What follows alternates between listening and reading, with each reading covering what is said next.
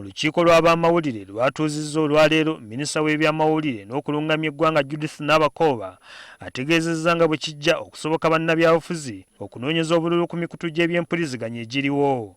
Enteekateeka ey'okunoonyeza obululu mu nkola eno yalangiriddwa ab'akakiiko k'ebyokulonda ssabbiiti ewedde ekyaleeseewo ebibuuzo bingi mu bantu okusingira ddala ab'oluuyi oluvuganya gavumenti.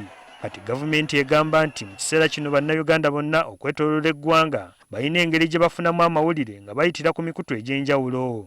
Tulina radio 39, TV za 36, naye ng'ebitundu 9 ku 10 bannayuganda bawuliriza radio kwe bafunira amawulire.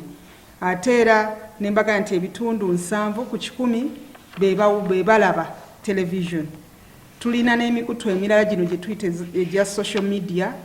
Ennaku zino abantu bagikozesa nnyo okuteekerako amawulire. Wabula Minisita Nabakooba alabudde abaddukanya emikutu gino okwewala okukola pulogulaamu ezirimu kyekubiira n'okuwa abantu amawulire agatali mu kusasamaza ate ng'abeesimbyewo bonna baweebwa obudde obw'ekyenkanyi. Buli omu n'abeera ng'asobola okweyogerako.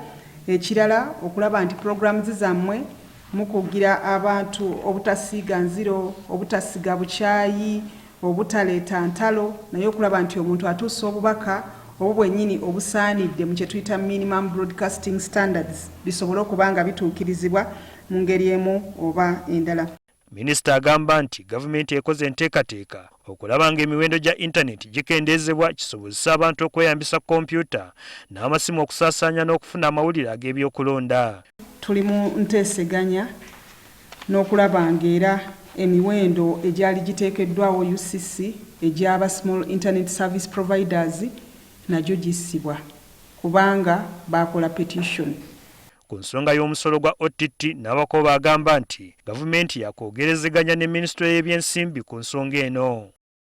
Era bwe waba waliwo ekinaakolebwa ku nsonga eyo tulina kuddayo mu Ministry of Finance kubanga ye yaleeta proposals ezo tulabe oba kisoboka oba tekisoboka.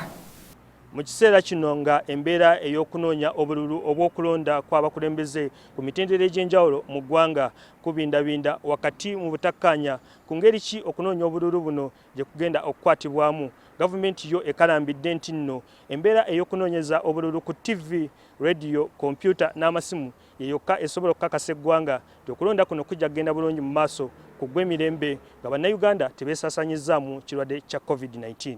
Ku NTV 1 mu Kampala, nze Sam Mpoza.